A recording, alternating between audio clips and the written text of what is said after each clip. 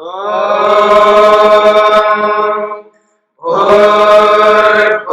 स्वः तत्सवितुर्वरेण्यं भर्गो देवस्य धीमहि धियो यो नः प्रचोदयात्।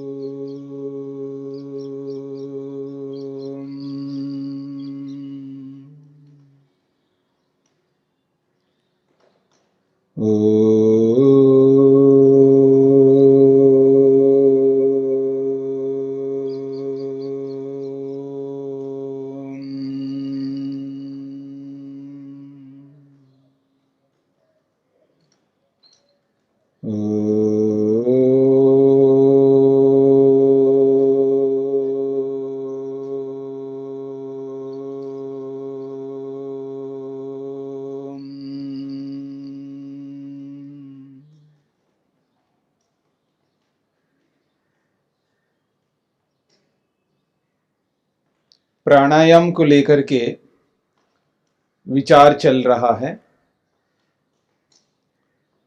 प्राणायाम करने वाले व्यक्ति को क्या क्या सावधानियां रखनी चाहिए, इस विषय को लेकर के बहुत सारी बातें आपके सामने आ गई। महर्षि पतंजलि ने जिन प्राणायामों की चर्चा की है, वे प्राणायाम केवल मात्र 4 हैं, जिसे हम योग कहते हैं, अष्टांग योग कहते हैं, जिसका आधार महर्षि पतंजलि हैं, जिसकी व्याख्या करने वाले महर्षि वेदव्यास हैं। उन्होंने हमारे सामने केवल मात्र 4 प्राणायाम रखा है।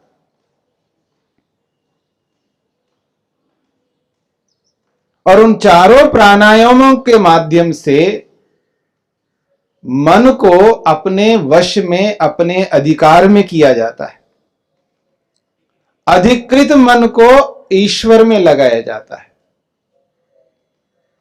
प्राणायाम का यही मुख्य उद्देश्य है।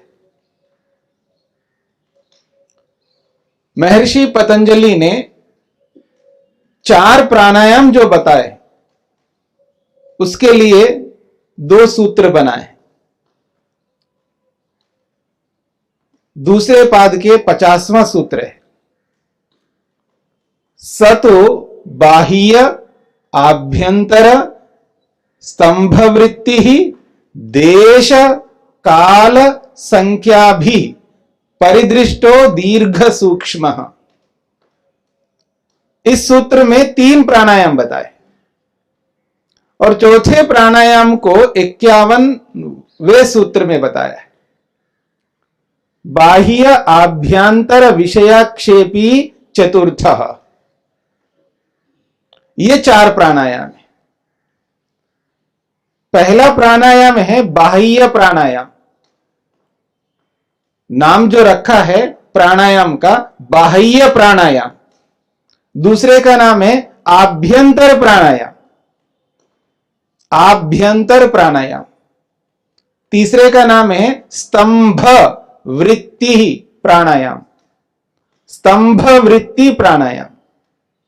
और चौथे का नाम है बाह्य आभ्यंतर विषयाक्षेपी प्राणायाम। ये प्राणायामों के नाम हैं। और जिस शास्त्र में जिस नाम को लेकर के बोला जाता है और उसी का व्यवहार में हमें करना होता है। हृदय को हृदय कहेंगे, हार्ट आप कहते हो, दुनिया के किसी भी कोने में जाओ तो हृदय को हृदय कहेंगे, हार्ट को हार्ट ही कहेंगे, कोई दूसरा नाम नहीं रखेंगे। मेरी बात को समझने का प्रयत्न करना। जिसको आप किडनी कहते हो, वृक्क कहते हो, उसको पूरी दुनिया में किडनी कहेंगे, वृक्क ही कहेंगे। चाहे चाइना के लोग हो, चाहे जापान के लोग हो, चाहे यूरोप के लोग हो, चाहे कहीं के भी हो।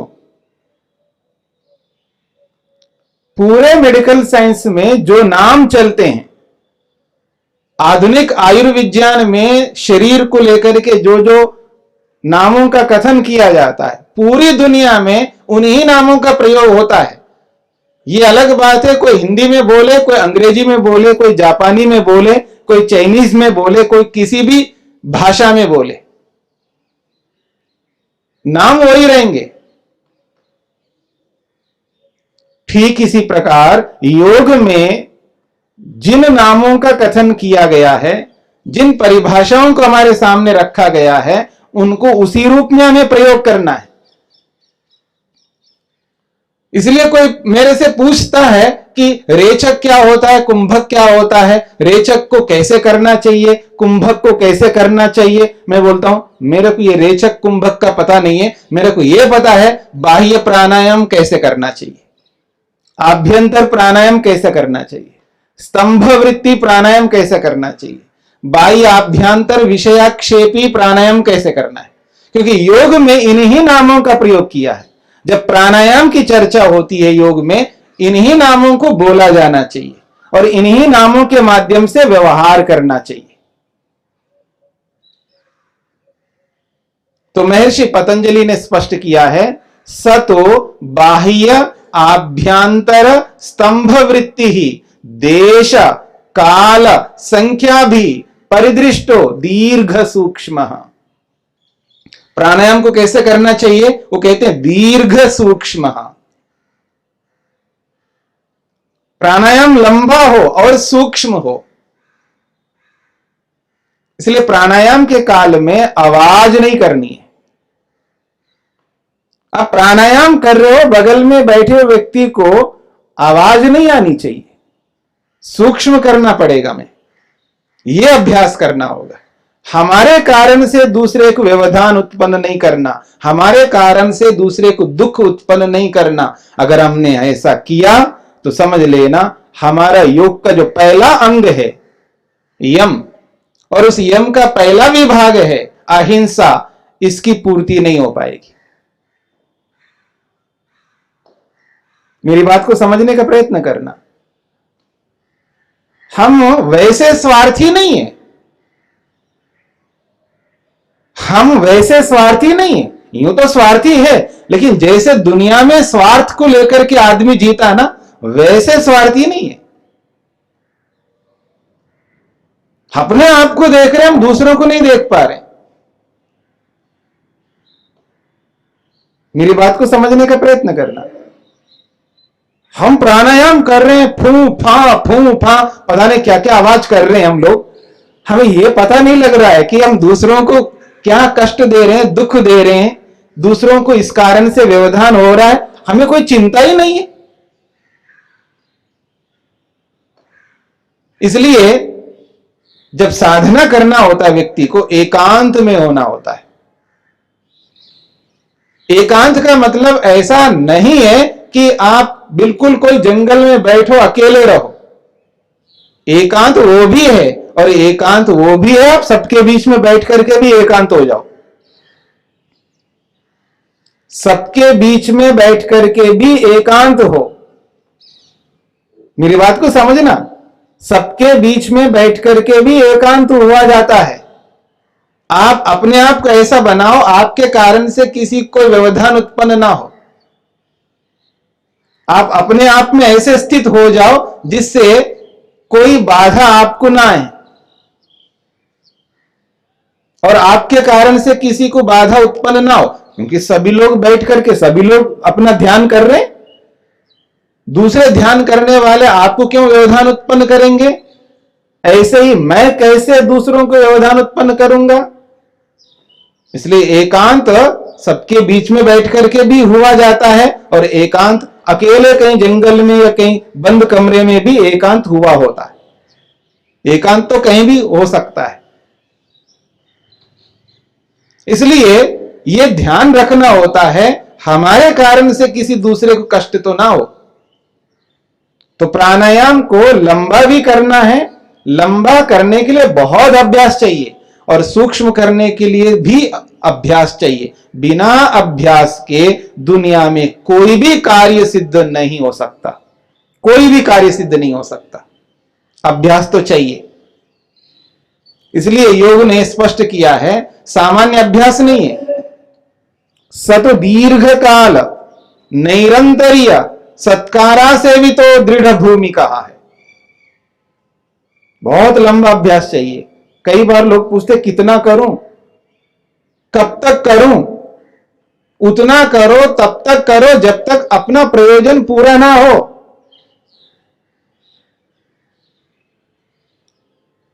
बहुत सारे लोग पूछते हैं जी ये कब तक करूं जी?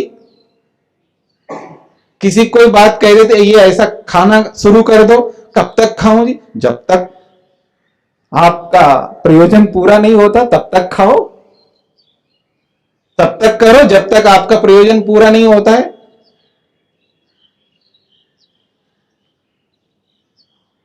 भोजन करो जी, आप इसमें नहीं पूछते कि कब तक भोजन करूं जी, नहीं पूछते ना। दूध पियो, कब तक पीऊं जी, नहीं पूछते हो ना। जब खाने के बारे में नहीं पूछते हो, ऐसे ही प्राणायाम के बारे में भी यही नियम लागू होगा। कब तक करूं प्राणायाम? तब तक करना है जब तक प्रयोजन पूरा नहीं होगा। तो महर्षि पतंजलि ने स्पष्ट किया है कि 4 प्राणायाम होते हैं और उन 4 प्राणायामों में से 3 प्राणायामों को 50वें सूत्र में रख दिया। बाह्य, आभ्यंतर, स्तंभ वृत्ति। और इन तीनों प्राणायामों को कैसे करना है उसकी विधि भी बताई इसी सूत्र में। सबसे पहले बाह्य प्राणायाम की विधि बताई। यत्र प्रश्वास पूर्वको गत्या भावः स बाह्यः। यत्र प्रश्वास पूर्वको गत्या भावः स बाह्यः।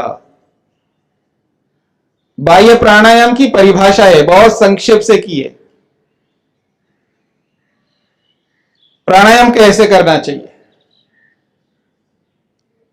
वो सारी विधियां सामने रख लेना। जो सावधानियां मैंने आपके सामने रखी है उन सारी सावधानियों को करते हुए आपने आसन को सिद्ध किया। तस्मिन् सति आसन के सिद्ध हो जाने पर प्राणायाम प्रारंभ होता है। तस्मिन् सति श्वास प्रश्वासयोर गतिविच्छेदः प्राणायामः। यह प्राणायाम की परिभाषा है। प्राणायाम शब्द का अर्थ बताया गया इस सूत्र में, 49वें सूत्र में, और इसकी चर्चा मैंने आपके सामने की है। अब इस 50वें सूत्र में जो बाह्य प्राणायाम की चर्चा की है, प्रश्वास पूर्वको गत्या भावः। एक होता है श्वास और एक होता है प्रश्वास। श्वास का मतलब जब हम प्राणों को अंदर लेते हैं वो श्वास होता है, और प्रश्वास उसको कहते हैं जो अंदर से बाहर प्राणों को निकाला जाता है, उसका नाम है प्रश्वास। अंदर के प्राणों को बाहर निकाल करके बाहर ही रोके रखना। फेफड़ों में जो प्राण हैं पहले से, लंग्स में जो प्राण हैं उन प्राणों को बाहर निकाल करके बाहर ही रोके रखना, यह बाह्य प्राणायाम है। अब बाहर निकाल के बाहर रोकने की जो विधि है यह समझने योग्य है। फेफड़ों में जो प्राण हैं उन प्राणों को बाहर निकाल के बाहर रोकना है। कैसे निकालना है, उसकी क्या विधि है, किस तरह निकालने से प्राण बाहर अधिक से अधिक निकल सकते हैं, और उसके लिए हमें करना क्या है, यह जो विधि है यह प्रमुख है। अगर इस विधि को ना समझ करके वैसे निकालेंगे, निकाल सकते हैं, लेकिन जितना प्राण बाहर निकलना चाहिए, जितने प्राणों को बाहर निकालने से अंदर की अशुद्धि बाहर निकल सकती है, वो नहीं हो पाएगा।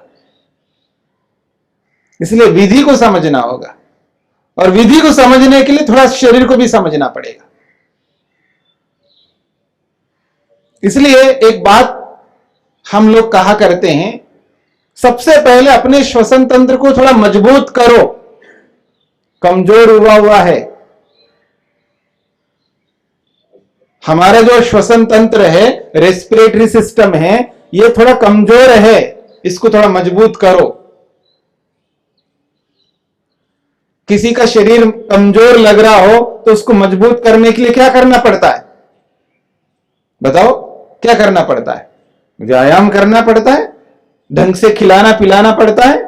ढंग से खिलाओ पिलाओ और व्यायाम करो तो शरीर मजबूत हो जाएगा। ठीक इसी प्रकार से श्वसन तंत्र भी, हमारा ये जो रेस्पिरेटरी सिस्टम है ये थोड़ा कमजोर है, तो इसको क्या करना है? मजबूत बनाना है। तो क्या करना पड़ेगा? व्यायाम करना पड़ेगा। जैसे शरीर का व्यायाम करते, शरीर के अंगों का व्यायाम करते हैं, ऐसे ही श्वसन तंत्र का भी व्यायाम करना पड़ता है। और वो कैसे? श्वास प्रश्वास के माध्यम से। इसको कहते हैं श्वसन क्रिया। श्वसन क्रिया को कर करके श्वसन तंत्र को मजबूत बना लो पहले। फिर जब प्राणायाम आप करेंगे तो बहुत अच्छे ढंग से कर पाएंगे। और श्वसन क्रियाएं बहुत है, जिसको आप भस्त्रिका के नाम से बोलते हो, जिसको आप अनुलोम विलोम के नाम से बोलते हो, जिसको आप कपालभाति के नाम से बोलते हो, जिसको किसी भी नाम से बोलो, बहुत सारी क्रियाएं हैं। और उन क्रियाओं में होता क्या है? सांस लेना निकालना, लेना निकालना, लेना निकालना, लो निकालो, लो निकालो, बस यही काम करना है आपको बैठ करके। डीप ब्रीथिंग करो, दीर्घ श्वसन, गहरा लंबा सांस लो और निकालो, लो निकालो, ना अंदर रोकना ना बाहर रोकना, बस यही काम करना, लेना निकालना, लेना निकालना, लेना निकालना। दीर्घ श्वसन, डीप ब्रीथिंग। मध्य श्वसन करो, मध्यम गति से लो, मध्यम गति से निकालो, जिसको आप भस्त्रिका कहते हो। अरे याद रखना, आवाज नहीं करने का। शर्त यह है आवाज नहीं करने का, क्योंकि बिना आवाज के भी किया जाता है और आवाज करके भी किया जाता है। कोई तरल पदार्थ जब आपको पीना होता है, विशेषकर गर्म, समझ रहे ना, तरल पदार्थ आपको जब पीना पड़ता है, विशेषकर जो गर्म होता है, उसको आप पीते हैं दो ढंग से पीते हैं। एक ढंग जो है बिना आवाज के पीते हैं, और एक ढंग है सुरसुर आवाज करते हुए पीना। कौन सा अच्छा लगता है आपको? प्रतिष्ठित लोगों के बीच में बैठो, बड़े बड़े लोगों के बीच में बैठो और चाय कॉफी या कोई सूप इस तरह का कुछ पियो, गर्म पदार्थ, और सुरसुर आवाज करते हुए पियो, कैसे लगेगा आपको? बड़ा अच्छा लगेगा ना? क्यों जी, कैसा लगता है आपको? मतलब आवाज करके भी पी सकता है ना व्यक्ति, और बिना आवाज के भी पी सकता है। और जो आवाज करके पीता है उसको क्या कहते हैं लोग? और जो बिना आवाज के जो पीते हैं, बड़े स्टाइल से पीता है आदमी, कप लिया, कितना बढ़िया स्टाइल से पीता है। वो what is the meaning of style? वो स्टाइल होता क्या है? कुछ नहीं है, समझ है, ठीक है ना? वो एक समझ है। आदमी समझ रखता है तो किसको कहां कैसे पीना है वो समझ करके जब उसका प्रयोग करता है, वही तो स्टाइल है। यानी जहां बुद्धिपूर्वक कोई क्रिया होती है वही तो स्टाइल है, और क्या होता है? और बुद्धिपूर्वक जो स्टाइल किया जाता है, जो लाभकारी होता है, हानिकारक नहीं होना चाहिए। मेरी भी हानि ना हो, दूसरों की भी हानि ना हो। स्टाइल वो करना चाहिए जिससे दूसरों की भी हानि ना हो और खुद की भी हानि ना हो। ऐसा स्टाइल नहीं करना चाहिए कि किसी की हानि हो रही हो और खुद की भी हो रही हो। ऐसा स्टाइल नहीं करना चाहिए। स्टाइल तो सबको करना चाहिए, हाँ, ये समझ लेना। स्टाइल सबको करना चाहिए, लेकिन बुद्धिपूर्वक करना चाहिए, और उस स्टाइल के अंदर हानि नहीं होनी चाहिए, ना दूसरों की ना अपने की। उसमें कोई आपत्ति नहीं। तो जब आप कुछ पीते हो, तरल पदार्थ, गर्म पदार्थ पीते हो, तो समझ रखते हो जब पीते हैं तो आवाज नहीं आती है, और जब समझ का प्रयोग नहीं करते हैं तो आवाज आ जाती है। तो समझ का प्रयोग करते हुए करना चाहिए या समझ को किनारे कोने में रख करके करना चाहिए? समझ को सामने रखना चाहिए। तो जब करेंगे तो आवाज आएगी नहीं। ये हमारे हाथ में, आवाज लाना ना लाना ये हमारे हाथ में। और एक बात याद रखना, जब आवाज करते हैं तो तस्में उसमें थोड़ा जोर लगाना पड़ता है। मेरी बात समझ रहे हैं? जब आवाज करके, जब आप पियो सुरसुर आवाज करते तो थोड़ा सा जोर तो लगता है ना उसमें, थोड़ा जोर लगाना पड़ता है। और सांस में, सांस लेते समय, निकालते समय, जब खींचता आदमी, जब फेंकता आदमी, तो ऐसा जोर लगाता आदमी, वो अनावश्यक होता है। वो जो शरीर में जोर लगाता है व्यक्ति, वो अनावश्यक होता है।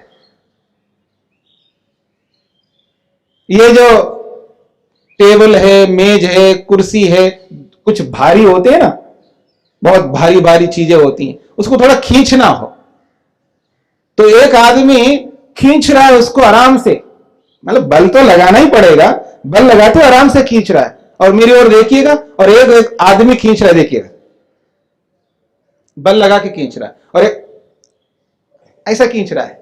ये क्या है? खींच तो रहा है लेकिन वहां अनावश्यक जोर लगा रहा है शरीर में। मेरी बात समझ रहे ना? जब अनावश्यक जोर लगाता है ना व्यक्ति, तब हानि होती है। कुल्ला करते हैं ना आप लोग सुबह उठ करके, कोई ऐसा आदमी नहीं होगा शायद जो कुल्ला नहीं करता हो। ये अलग बात है, कोई बेड टी, बेड कॉफी पीता हो तो भले ही कुल्ला नहीं करता हो, लेकिन उठते ही तो आदमी क्या करता है? कुल्ला करता है। अब कुल्ला किया जा सकता है, करना चाहिए। अब उसमें दो ढंग है। एक ढंग है कि बिना आवाज के करो, ठीक है जी, कुल्ला ही करना बिना आवाज के करो। और एक ऐसा करो ताकि बाकी सोने वाले सबको उठा दो, ठीक है जी। अब देखिए कुल्ला जो किया जाता है, मैं हंसा इसलिए रहा हूं तो समझने का प्रयत्न करना, किसी कार्य को, क्रिया को जब व्यक्ति कर रहा होता है कैसे जोर लगाता है और उस जोर के कारण से कैसी हानि होती है उसके बारे में समझ नहीं पाता व्यक्ति। इसलिए हमारे आयुर्वेद में दो प्रकार की चीजें बताई है।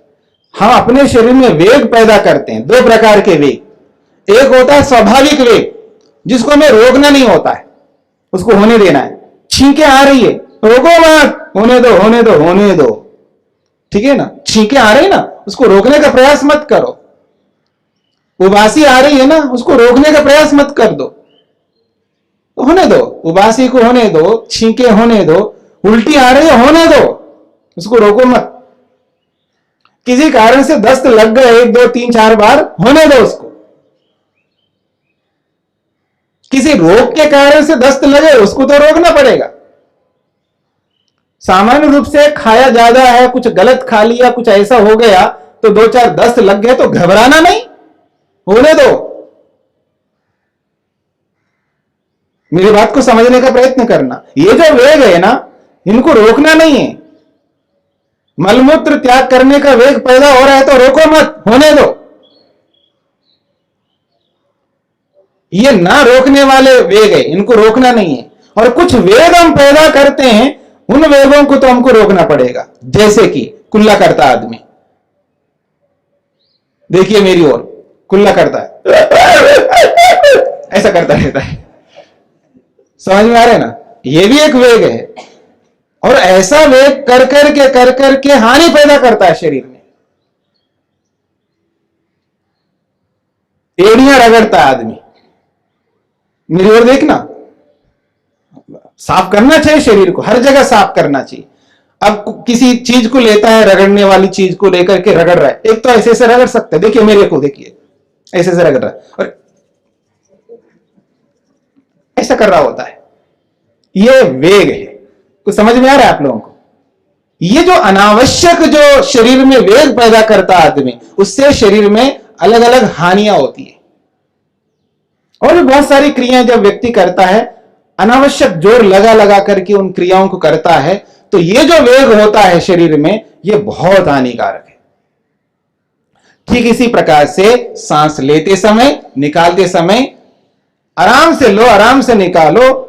ऐसा वेग पैदा मत करो जिससे शरीर में हानि हो जाए। और विशेषकर जिसका श्वसन तंत्र कमजोर है ना, उस आदमी को तो बहुत ध्यान देना पड़ेगा। मेरी बात को समझना, जिसका श्वसन तंत्र कमजोर हो उसको पहले मजबूत बनाओ। हमारे श्वसन तंत्र में बहुत गुब्बारे हैं, याद रखना। समझते हैं ना गुब्बारों को? ऐसे छोटे छोटे छोटे छोटे इतने हैं, लाखों नहीं, हाँ करोड़ों हैं, गिन नहीं सकते हम। बहुत गुब्बारे हैं, उसमें गुब्बारे फटना नहीं चाहिए, याद रखना। जैसे बाहर गुब्बारे ला करके हम उसको हवा भर करके उसको, जैसे जन्मदिन लोग बनाते ना बच्चों के लिए, गुब्बारे ला करके उसमें हवा भर भर करके लगाते हैं। बजट बहुत कम है, मान करके चलिए, बजट बहुत कम है और गुब्बारे सीमित मात्रा में लाए, थोड़ा रंग बिरंगे गुब्बारे लाए और बजट कम है हमारे पास में, और हवा भरने वाला हवा भरने लग रहा है, और जिसने पैसा लगाया, इन्वेस्ट किया है, कम बजट वाला, वो यही तो कहे ना, देखो ध्यान रखना भाई साहब, थोड़ा हवा भर रहे हो लेकिन फटना नहीं चाहिए। समझ रहे हो मेरी बात को? फटना नहीं चाहिए। तो ठीक इसी प्रकार से जब हम सांस ले और निकाले, अंदर बहुत गुब्बारे, उन गुब्बारों में हवा जाती है, बाहर निकलती है, जाती है, निकलती है, वो फूलते हैं गुब्बारे, फिर संकुचित हो जाते हैं, फिर फूलते हैं, फिर संकुचित हो जाते हैं। ऐसे झटका मत दो, ऐसा वेग पैदा मत करो जिससे उन गुब्बारों में कोई समस्या उत्पन्न हो जाए। उनको बड़े प्रेम से रखना पड़ता है, हमें पता नहीं लगता। देखिएगा, एक्सीडेंट जिसको कहते हो ना आप, एक्सीडेंट, दुर्घटना, वो दुर्घटना रोज रोज नहीं होती है। दुर्घटना रोज रोज थोड़ी होती है, वो कभी कभी होती है। और जीवन में एक बार भी दुर्घटना घटे ना तो बहुत मुश्किल है हमारे लिए। तो ये मत समझना अब तक कुछ नहीं हुआ, सांस हम बहुत जोर से भी लेते हैं, कुछ भी करते हैं, हाँ करो, रोज रोज थोड़ी दुर्घटना घटेगी, एक बार घटेगी तो घटेगी। मेरी बात समझ रहे ना? उस एक बार घटने वाली दुर्घटना को ना होने देने के लिए जीवन भर सावधान रहना पड़ेगा। मेरी बात समझ रहे हैं? जैसे कोई गाड़ी चलाता है ना, गाड़ी चलाना बहुत सरल है ऐसा लगता है व्यक्ति को। जब हम लोग पूछते हैं कि ये जो आप गाड़ी चलाते हो, थोड़ा गाड़ी चलाना कठिन है सर? है बाबा जी, आपको तो ऐसे एक दिन नहीं, एक घंटे में, कुछ मिनटों में आपको आ जाएगा गाड़ी चलाना। हाँ आ जाएगा, चलाना कोई बहुत मुश्किल की बात नहीं है, हर कोई आदमी सीखता है, तो बाबा जी को सीखने में क्या दिक्कत है ना? अब गाड़ी चलाने में कोई बड़ी बात नहीं है, पर गाड़ी चलाना बहुत मुश्किल का काम है। रोज चलाना है जिसको भी चलाना, और रोज चलाना है, रोज चलाते हुए जीवन में एक बार भी दुर्घटना ना घटे।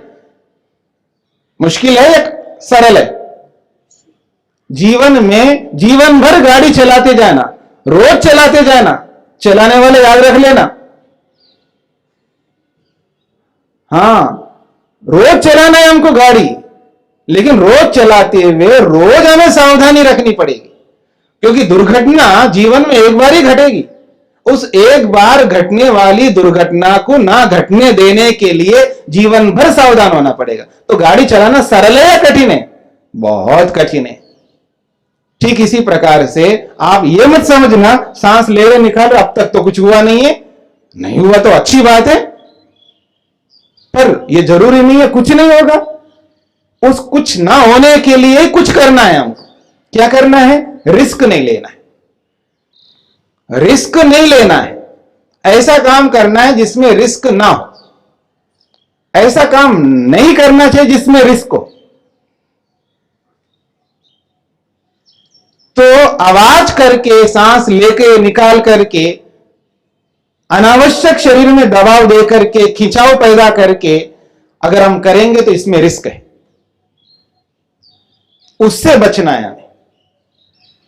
इसलिए सांस कैसे निकाले, कैसे लें और कितना लेना चाहिए, कितना निकालना चाहिए, इस पूरी विधि को आयुर्विज्ञान की दृष्टि से, शरीर विज्ञान की दृष्टि से समझ लेना चाहिए। और समझ करके जब आदमी करता है किसी क्रिया को तो बहुत लाभकारी होता है।